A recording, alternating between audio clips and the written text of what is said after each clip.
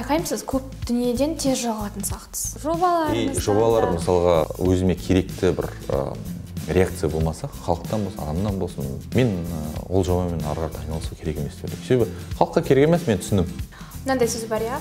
Кімнің қолынан келеді, сол жасайды, кімнің қолынан келмейді, сол үйретеді. Сіз қайсыны айтасыз? Ол сөзді менің ойымша ақылсыздар айтады. Паркке келген кезде, бізді шақырған кезде де көптеген жобалар жасаймыз деген едік. Бірақ біреуін де жасай алмадық. Неге? Өзімнен де қателіктер кеткен шығар. Кейбір заттарды мен сөзге сеніп қалдым. Ол өтірік жауап емес қой, иә? Мен яғни өзіңізді кейде бір нәрсенің құрбан сияқты көрсетпейсіз ба осы? Жоқ. Байқалып қалады сондай бір. Жоқ. Мен де қарапайым адам.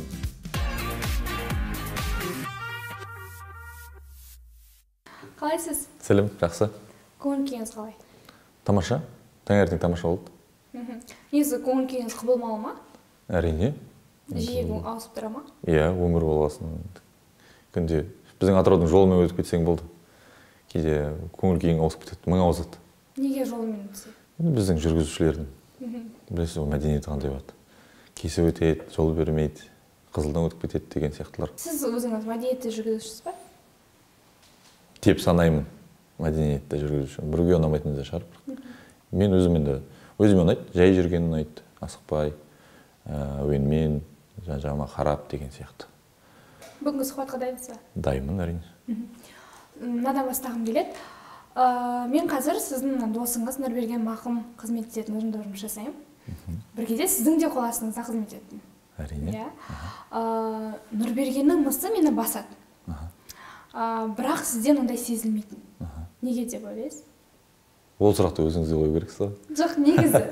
Сізге көрінеді ғой. Мен мүмкін басқаша қарайтын шығармын адамдарға. Кейбір адамдарға бөлек қарайтын шығар, мүмкін сізге бөлек қараған шығар. Кейбір адамдарға, иә. Дос ретінде, бұрыннан таныс ретінде ойлар ерекше бөлек айтылатын шығар. Біреуге мүмкін мен бастық ретінде бір ұрсатын, сөйлейтін адам ретінде көрінетін шығар. Біз енді таныстығымыз ұзақ қой, бұрыннан танимыз бір. Сондықтан енді Нұрбергенмен көп араласпағасын, менімен көп араласасын көресің, бұрынғы проектілер болды. Мүмкін соның кесірі шығар деп ойлаймын. Кесірі? Солай шығар деп ойлаймын енді. Сізді негізі бизнес-тренер ретінде білеміз. Әдетте бизнес-тренерде жобалары сәтті, кәсіпкерлікте бір деңгейге жеткен адамдарды айтып жатамыз. Сізді осы тізімге қоса аламыз ба? Жобаларым сәтті деп мен айта аламын, әрине. Себебі енді біреу үшін сәтті жоба дейтін $1 миллион болуы мүмкін, а біреуге сәтті жоба бұл ұнаған көрермендер келген, өзіңе берген бір бағасы адамдардың сол болуы мүмкін сәттілік. Әрбір жобаның өзінің критериялары болады. Сондықтан мен өзім солай ой аламын. Себебі енді мақтанғанымда емес, ол бір қаланың маған берген бағасы ғой. Кезінде мен үздік жас кәсіпкер атағында алып үлгердім. Енді мен барлығын үйрете аламын деп ойламаймын. Мен барлығын үйретіп жүрген жоқпын бизнес тренер ретінде. Мен бизнес үйрету жөнінде тек жаңа жас кәсіпкерлерді үйретемін. Қай жобаңыз сәтті болды деп ойлайсыз? Мен ең алғашқы жобам бұл менің деп айтам, себебі жартылай менікі болды, жартылай мен досымдікі болды. Нұрлан Исмаханов деген жігіт. Бұл просто хобби дүкен, кітап дүкені болды. Бұл тек кітап дүкені емес, ол тек кітап дүкені болса, мүмкін ондай сәтті бола қоймас. Ол біз үшін бір үлкен жоба болды. Басынан бастап аяғына дейін біздер бизнесті қалай ашу керек деген мақсатта бір реалити шоу ретінде бір блог жүргізе бастадық. Соның ішіне бәрін көрсеттік те, соның арқасында біздер көп адамға ұнадық, бір кішігірім танымалдылық болды біздің дүкенімізде. Сосын ары қарата біз кітап кафесін аштық, көптеген шаралар ұйымдастырдық. Меніңше ең сәттісі сол болды деп. Содан кейін жобалардың ішіне енді спикер номер 7 бар. Әлгінге дейін адамдар күтетін көптеген шетелдің де Қазақстанның азаматтарын жинаған осы жерге министрліктерден сұраныс бар қазір. Мен өзім үшін сол спикер номер 7 болсын. Просто хобби не үшін жабылып қалды, неге сәтсіз болып аяқталды соңы? Ең бірінші енді бизнесте бұл ақша жағы ғой. Ол ары қарата рентабельность дейді. ары қарата біздер қозғалуымыз, қай жаққа дамимыз, біздер досым екеуміз ары қарата қайда қозғалатынымызды білмедік. Енді ол өзі оқысы келді, мен басқа салаға жүгіндім, жаңағы шараларды ұйымдастыру саласына, бизнесте сол жаққа қарата жүгіндім. Себебі ол жақта азғантай уақытта үлкен қаражат табуға болатын мүмкіндік болды. Сондықтан біздер жауып бизнесімізді бұрдық. Мынандай сөз бар, иә, кімнің қолынан келеді, сол жасайды, кімнің қолынан келмейді, сол үйретеді. Сіз қайсыны айтасыз? Ол сөзді менің ойымша ақылсыздар айтқан. Ақылсыздар айтқан. Себебі артық терең ойламайтын адамдар айтқан. Айта салғанда жай. Сонда ғалымдар... Жоқ, ғалымдар емес, себебі ойлап қараңыздар. Біз өзімізді бизнес тренер ретінде, тренер деген атақты бізге жай ғана қоя салмайды. Тренер деген ол, мысалы салыстырсаңыз, как футболдың тренері сияқты. Кейбір қарап қарасаңыз, футболдың тренерлары өздері ойнаған, бірақ чемпион болмаған, әйгілі болмаған. Мысалы бокстың тренерлары да сондай. Өздері кезінде тәжірибесі бар, бірақ болмаған. Бірақ чемпиондарды да жасап жатады. Вокалдан да кейбір адамдарды өмірде көрмеген, кім деп ойлайсың. Бірақ Атырауда болсын, Қазақстан бойынша вокалдан мастерлар бар. Бірақ сен ол кісіге барып айта алмайсыз. Сіз өзіңіздің қолыңыздан келген жоқ сосын деген сияқты. Сондықтан бұл қате ой деп ойлаймын. Сондықтан қателеспеңіздер. Жоқ, сіз қайсы тізімге кірем деп ойлайсыз? Мен екеуіне де кірем деп ойлаймын. Жасайсыз да? Жасаймын, жасап жүрмін де. Өзім тәжірибемен көрсетіп отырмын. Біреу сұраса, мен сіздің бизнесіңіз бар ма вообще дейтін сұрайтын болса, мен де бар деп айта аламын. Біреу емес, екеуі де. Бұрында да болды. Әртүрлі салада жұмыс жасадым. Сондықтан мен кеңес болсын, кейбір инструменттерді де болсын бере аламын. Мынаған қалай қарайсыз? Бизнес тренер болып, бизнесмен болып жүрген адамдарға. Сіз олардың қатарында жоқсыз ғой, иә? Бармын. Бизнестің айналасында жүріп, мен бизнесмен деп айтпай қойын, кәсіпкермін деп айтайын. Тренинг өткізу арқылы кәсіпті ашуды үйрету арқылы кәсіпкер болып жүр. Кәсіпкерліктің егер өзінің адал жолымен ешкімді алдамай, енді алдау мұнда мүмкін емес. Себебі бір рет келеді, екі рет келеді, содан кейін келмейді адам. Ол бәрі ойлайды, алдап жүрген бәрін деген сияқты. Сондықтан ол менің ойымша ол кәсіпкерлікке жататын болса, қылмыстық кодексті бұзбаса, біздің қылмыс жасамаса, меніңше дұрыс жасай берсін, өзінің уақытты өзінің көрсетеді. Мемлекеттік бағдарлама аясында да кәсіпкерлікке баулып үйреттіңіз жастарды, иә? Бұл жұмысыңыз өзіңізге қаншалықты ұнайды? Өте қатты ұнады. Бірақ мемлекеттік бағдарлама аясында бір кем тұсы болды мен үшін. Біздің президенттің айтуыма есімде жоқ, кімнің айтуы екен, жаппай кәсіпкерлік дейтін ұғым пайда болды. Мен үшін жаппай кәсіпкерлік дейтін дұрыс емес. Бәріміз кәсіпкер болып кете алмаймыз. Мемлекеттік қызметте бір жасау керек, доғдарлар бір болу керек, мектепте де жасау керек деген сияқты. Ол мүмкін емес. Кәсіпкерді бір ерекше бір титулға көтеріп, бір кәсіпкер болсаң жақсы боласың, кәсіпкер болмасаң сен лузерсің деген сияқты заттарды айтуға болмайды деп ойлаймын. Тендер ұтып аламыз өткізуге. Сосын өткіземіз. Бірақ бізге сондай не қояды, критерий қояды. Мысалы, бір группадан 30 адам болса, группадан 25-і ашу керек деген сияқты. Кәсіп ашу керек. Мен үшін ол мүмкін емес нәрсе, себебі соның ішінен бір 5-6 ашса, ол жақсы деп ойлаймын. И то 5-6 дейтін 3 жылдан артық жұмыс жасап кету керек. Көбі бір жылдан кейін жауап жатады. Мен байқаймын, сіз көп дүниеден тез жалығатын сияқтысыз. Дүниеден емес, адамнан. Адамнан да жалпы жасап жатқан жұмыстарыңыздан да тез жалығып кететін сияқтысыз. Неге? Себебі кез келген затта көп ойлайды, дүние өз үшін жасалады деп. Дүние өз үшін жасалмайды. Кез келген проект, жоба болсын, не болса да, ол адам үшін жасалады. Жобалар мысалға өзіме керекті бір реакция болмаса, халықтан болсын, адамнан болсын, достарымнан болсын, бәрібір. Мен ол жобамен ары қарата айналысу керек емес деп ойлаймын. Себебі халыққа керек емес, мен түсіндім. Көп жобалардан өзіңіз айтып қалдыңыз, тез жалығам дедіңіз. Ал жеке өміріңізде ше? Жоқ, жеке өмірде мен айтсам тез жалықпаймын. Мен оны достардан білесің, араласып жүрген адамдардан білесің. Өзімнің аралымда достарым баяғыдан бері достарым бар. Бала кезімнен бастап, студенттік кезімнен бастап достарым. Олармен бір жүзім бір ажырасып көрген жоқпыз біздер. Жалғыздықты жақсы көресіз ба, әлде көпшілікпен жүрген ұнай ма? Негізі жалғыздықты жақсы көремін. Негізі бір 90% солай шығар. Бірақ кейде бір жалғыздық көбейіп кеткенде бір көпшіліктің алдына барғың келеді. Сол жақта бір көптің энергиясын алғың келеді. Сондай бір өзімде сұраныс бар. Жарты жылға жуық паркты басқарғаныңызды білеміз. Қандай басшы болдым деп ойлайсыз? Енді жақсы деп айтсам мақтанғаным бар. Ойымша енді ойлаймын жақсы деп. Енді қатал болып та бірге қатал болған шығармын, ұрысқан да шығармын. Енді ол жерде көп зат болды, жұмыстан шығарып та үлгердік біреуді. Жақсы команда жинауға да тырыстық. Бүкіл Атырауда қолынан келетін жақсы тәжірибесі бар адамдарды жинадық. Паркке келген кезде, бізді шақырған кезде де көптеген жобалар жасаймыз деген едік. Бірақ біреуін де жасай алмадық. Неге? Немесе жасай алмадыңыз? Неге? Басшы ретінде.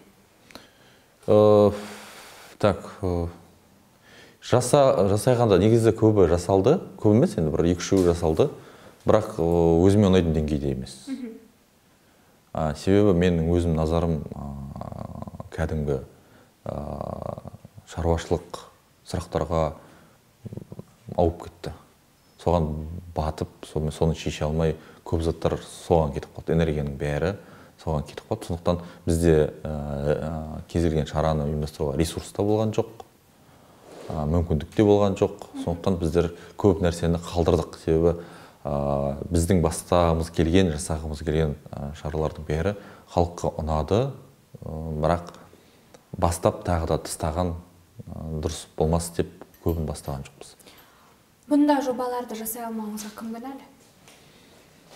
Кім кінәлі дегенде бір адамды кінәлау меніңше мүмкін емес сияқты. Бұған кейбір адамдардың салғырттығы шығар. Бастапқы нете. Мен мысалы мен өзім үшін бұл жерде паркты айтатын болсақ, бұл паркты салған құрылыс компаниясына мен айтар едім, ең бірінші солардың кінәсі демей ақ қояйын, солардан кеткен ақаулар деп. Дұрысы олар жасау керек, көп заттар жасау керек болды.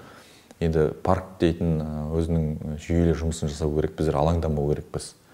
Бүкіл адам соның жұмысына, фонтанның жұмыс жасамай қалғанына алаңдап кетпеу керек деген сияқты проблемаларға біздер алаңдамау керекпіз. Соның кесірінен меніңше. Енді одан бөлек енді өзімнен де қателіктер кеткен шығар. Кейбір заттарды мен сөзге сеніп қалдым, басынан бастап қатал жұмыс жасау керек еді деген сияқты заттар бар. Бірақ енді уақыт өткеннен кейін оны айта бергеннен меніңше пайдасы жоқ. Неге кеттіңіз? Өз еркіңізбен кеттіңіз? Өз еркіммен кеттім. Көбі сондай сұрақ қояды. Өз еркіммен кеттім, қуып жіберді ма деген. Өз еркіңізбен келіп, өз еркіңізбен кеттіңіз? Иә, әрине. Мен осыдан бұрын 2 жыл бұрын парктың айналасында әртүрлі жобаларды ұсынып жүрдім. Тал егу, әртүрлі жобалар болды.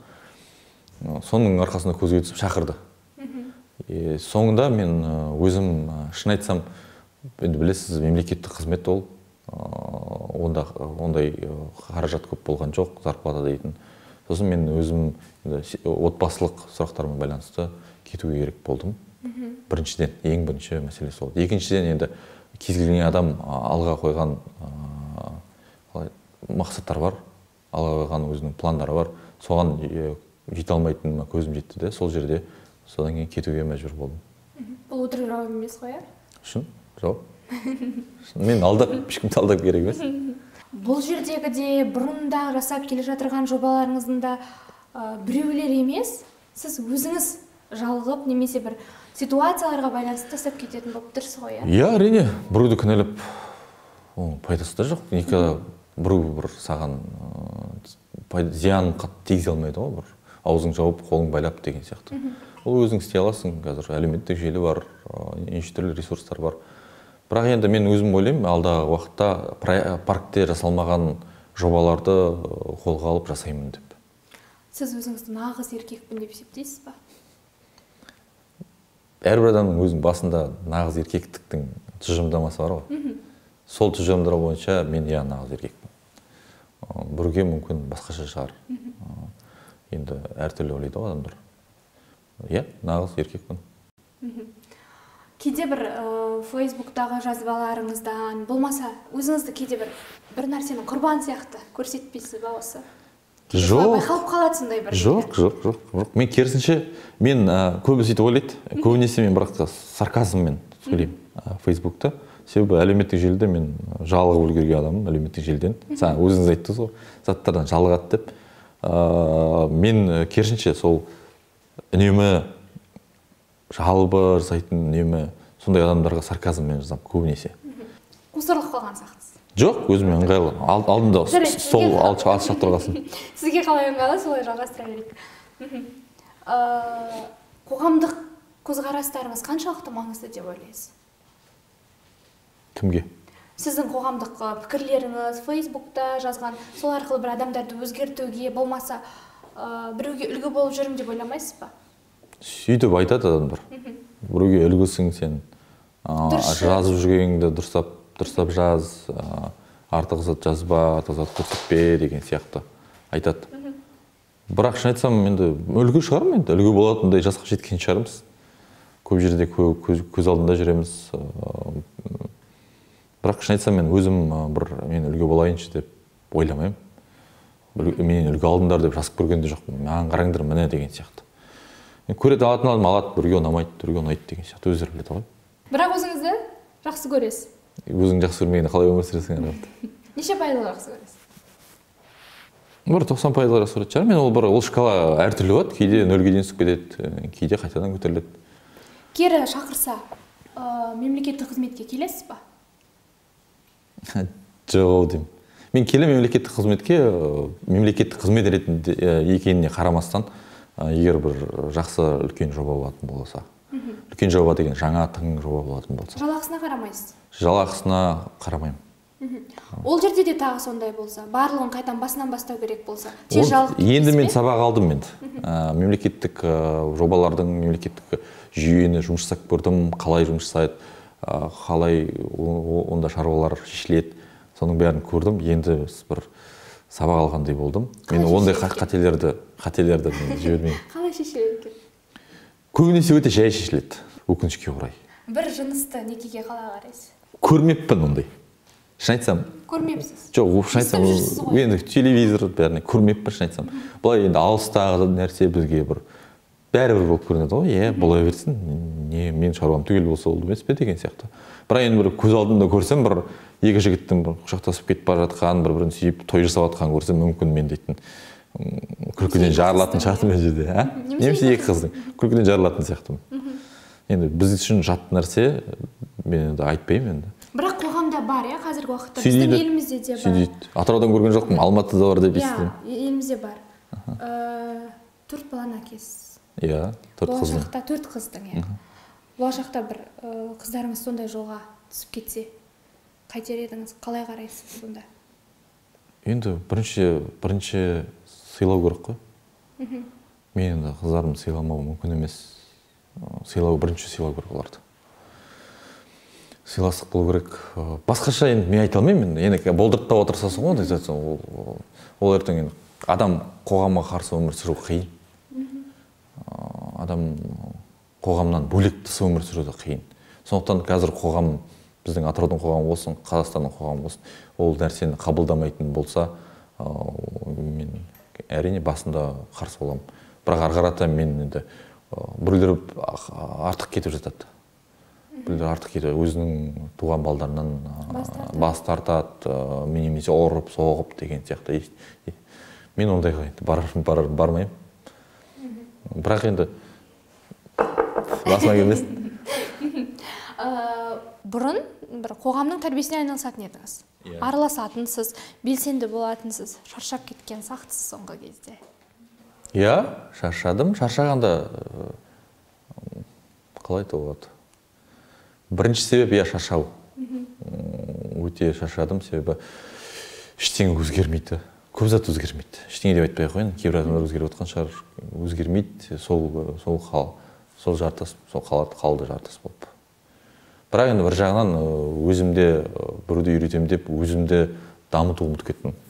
Өзім дамуым керек, арқада қозғалуым керек. Сондықтан мен тоқтаттым көп. Бір кезде осы бір жақында сөйлескенімізде мен қоғам белсендісі болуды қойып кеттім деп те айттыңыз. Қазір жырақ жүрмін деп. Біреуге қырсығып, немесе біреуге бір өкпелеп істеп жүрген жоқсыз ба бұны? Жоқ, қырсығатын ешкім жоқ. Бәрімен доспын, бәрімен жақсымын. Шын айтсам, бір көзқарастарым өзгергендей болды. Бұрын қоғам, адамдар не дейді, жасайық, жүрейік, барайық деген сияқты даттармен жүрсем, қазір тым құрғанда шығамын да балық аулаймын, өзім отырамын. Сол бір көбірек бақытқа келетін сияқты. Немесе қыздарыммен ойнаймын. Сол көбірек бақытты келетін сияқты. Үйдің телевизордың алдында, үйде телевизор жоқ енді. Бірақ сондай образын айтқанда.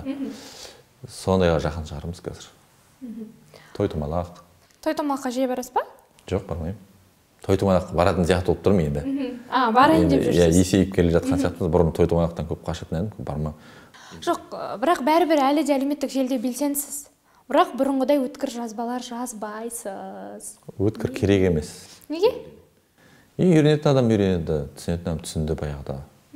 Мен өзім ойлаймын, адам баласы айтады ғой, қазақшасы қалай екен білмеймін, лицемерно дейді ғой. Лицемерие дейді, көп сондай нәрсе. Адам жасандылық, екіжүзділік көп. Екіжүзділік көп болған жерде көп затты көресің, байқайсың. Оны айта берген не керек? Ол өзі біледі. Адамның өзі біледі. Сондықтан, мысалға, көп халық шулайды, коррупция. Мен көріп жатам. Бірақ енді қазір қарап қойсаң, халықтың өзі сол коррупцияны жасайтын. Эгоист болсын, өзі береді ақшаны. Бәрібір сондай нәрсе біздер жаңағыда екіжүзділік көп деп ойлаймын. Сондықтан өзім кішкене шаршап қалдым да, адам үйреткенше өзім түзелейін дедіңіз. Өзім түзеп, өзімді бір жақсы жолға қойып, үйреніп, бірдеңе уақытын бостан зая кетірмей, біреулермен ұрысу, бірдеңе түсіндіру керек емес. Негізі ақылды адамсыз ғой, қанша пайыз әлеуметтік желіде шын, қанша пайыз өтірік жазасыз? Әлеуметтік желіде жаңағы сарказммен жазатын бар, көп адам сөйтіп ойлайды. Мысалға бір кездері мен блогер боламын деп жазып жүрдім. Бәрі ойлап қалды, жұлдыз тағып алып бітті деп. Бір кездері сонда тағы бірдеңелер болды, есімде жоқ. Сөйтіп 50-50 шығар. 50-50 шығар. Енді менің бастайым деген жобалардың бәрі шын енді. Мен ешкімді алдап, ол жерде даже ақша да жатқан жоқ, бір тауып бір байып кететін, ондай алдап, бір адамдардан ақша жинап алып деген ондай жинап көрмеппін. Ренжімеңіз, бірақ ісіңізден кейде сөзіңіз көбірек сияқты көрініп қалып жатады. Себебі әр нәрсенің басын бір жуасыз. Бұл қалай? Себебі айтып тұрмын ғой, адамдардың екі түрі болады дейді ғой. Біреулер мысалға көп заттарды бастамайды, бірақ бір затты бастайды, мысалы өміріне тып-тыныш отыра береді. Ол жақсы затты болады, содан кейін бәрі айтады, міне жасады, қойды, ештеңе айтқан жоқ. Келді қолына. Иә, іштеді. Біздер көп нәрсені бастай береміз де, соның мүмкін жартысы қолдан асады, істей аламыз, қолымыздан шығады да, қалғандары істеуге келмей қалады. Сондықтан сөз көп сияқты болады. Әрине блогердің, көп жазатын адамның сөз көп болады әрине. Сосын біздер енді ораторлық өнер болғасын, біздер сөзбен жеткізуге тырысамыз, адамдар жинауға тырысамыз. Сондықтан көп адам енді сөзің көп, сенің ісің аз деген сияқты айта берсін деп ойлаймын. Мен не істеймін? Демек, сіз бәрібір блогер болып тұрсыз ғой, Блогерлікке мен әлеуметтік желіде кім ретінде сынасыз негізі? Белсенді. Әлеуметтік желінің белсендісі деп ойлаймын. Блогер деген, мен бұрын блогер болдым. Айттым ғой, просто хобби кезінде біздер блог аштық. Әртүрлі ресурстар, платформалардан өзіміздің блогымыз болды. Сонымен айналыстық. Сол кезде блогер болдым, нағыз кәсіпкерлік туралы жазатын. Мүмкін қазір блогер емес. Бәрі мүмкін. Қазір әлеуметтік желіде ешкімді түземейтін, ешкімге ақыл айтпайтын, жай ғана қандай кітап оқығаныңызды, күніңізді қалай өткізгеніңізбен бөлісетін әлеуметтік белсендісіз. Осы қалыпта қала бересіз ба? Әлде қайтадан қалпыңызға келуіңіз жоқ деймін, бір иә деймін, келесі күні қайтадан соғып, ал жақсы бастайық деп айтамын. Мүмкін, сол сияқты оның бәрі мүмкін. Ол жаңағы өзіңіз бастап айтқандай өзгермелі болу керек. Көп өзгересіз деп айттым. Өзгерумен байланысты. Адам ол өмір өмірде бәрі өзгереді, өзгермелі болу керек. Депрессияға жиі ұшырайтын сияқтысыз. Депрессияның әртүрліне ұшыраймын. Жеңіл депрессия болады, терең депрессия болады. Бірақ депрессия дейтін өзі кризисный уақыт қой. Кризистік уақыт. Кризистік уақыт дейтін ол керек деп ойлаймын. Көп затты ойланасың, көп затты көресің, кімнің кім екенін көресің сол кезде. Содан кейін барып арқырата тағы қадам басасың. Қалай ойлайсыз, адамның бойында жетістікке жету үшін арамдық болуы керек пе? Енді арамдық деген сөз жаман сөз ғой негізі. Бірақ орысша айтқанда расчетливость дейді ғой, сол керек. Есептілік. Иә, санап білу керек, есептеп білу керек те. Сол керек деп ойлаймын көбінесе. Бірақ оның өзіне үйрену оңай емес. Оның өмір өзі үйрететін сияқты. Өзім бір есептілікпен. Ол өзі андай жуас, добрый адам, адамды аяйтын адам ол солай қалай береді. Тек өмірі тек соғып үйретпесе, бұлай өздігінен мен осылай болып кетемін деген мүмкін емес сияқты. Бірақ көбісі ұнайды сөйтіп есептілік керек, біліп отыру керексің, адамды пайдаланып білу керексің, бірақ ол да арамдық емес. Арамдық ол арам оймен бір жаман нәрсе жасау. Анау өзіне керекті, ешкім зиянын шекпеу керек, бірақ өзіне де пайдасын тауып қалу деген сияқты. Сіз сондайсыз ба? Сондай болғым келеді. Үйреніп жүрсіз, демек. Үйреніп бастаған жоқ, мен де бастаймын. Тайм-менеджмент туралы тренинг өткізіп жүрсіз? Иә. Өзіңіз уақыттың қадірін білесіз ба? Иә. Толық. Сондықтан ешқайда бармаймын, көп заттарды істемеймін. Себебі өзім уақытым маған маңыздырақ. Кәсіпкерлік туралы тренинг өткізіп, тренер болып жүрсіз ба? Қазір жоқ. Олай емес. Қазір жоқ. Негізі кәсіпкермін. Кәсіпкерлік жөнінде тренермін, бизнес тренермін. Құдайға әлі сенбейсіз бе? Сенбеймін. Ол маған сенбейді, потому что. Идеалды адам қандай болу керек? Идеалды адам ондай адам болмайды деп ойлаймын. Болмай ма? Іскерлік қарым-қатынас па, достық па? Бастысы достық деп ойлаймын негізі. Достарыңыз көп па? Көп емес, бірақ бар. Өмірде ең өкінген сәтіңіз? Ой, ондай сәттер көп. Қатты есіңізде қалып қойған. Ондай, шын айтсам бір. Андай өкінген дегенде андай жоқ қой. Олай болмай қойса екен деген зат жоқ, шын айтсам. Ондай кездер жоқ менде. Сіз үшін махаббат деген не? Махаббат деген мен үшін өмірдің негізі деп ойлаймын. Мен махаббаттың арқасында дүниеге келдім. Менің балдарым да махаббаттың арқасында дүниеге келді. Сол сияқты. Өмірдің негізі. Қандай әкемін деп ойлайсыз?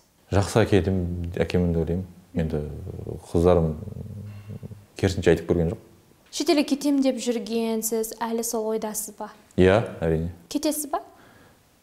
Білмеймін, енді уақыт көрсетіп, түбі кетіп қалуым мүмкінмін. Бірақ енді кетіп қалды енді. Мен негізі түбегейлі кеткім келген жоқ. Бір 5-10 жылға тәжірибе жинауға тек. Егер елбасымен кездессеңіз, не жер едіңіз? Ол кісіге сөзім жоқ, шын айтсам. Мүлдем. Үндемейсіз. Түсінікті ғой бәрі. Айтайын, қарыз ақша алып кеткен, ақша қарыз берді. Айтыңыз, шектелмей қойыңыз. Мен қарыздарымды уақытында аламын. Қарызын бермей кеткен адамдар жоқ па сізге? Бар ма, ондайлар бар, оларды мен кешірдім, жіберемін. Мүмкіндіктері жоқ болғасын кешірдім. Жиі кешіресіз ба адамдарды? Иә. Сізді ше? Сізді жиі кешіреді ма? Жоқ. Неге? Білмеймін, менен көп күтетін шығар. Мен бір супер адам деп ойлайтын шығар. Көп затты істей алатын, бәр жерде бітіретін. Бірақ мен де қарапайым адам, көп затты істеуге қолым келмейді. Сосын кешірмейтін адамдар бар. Рахмет көп-көп. Сізге рахмет.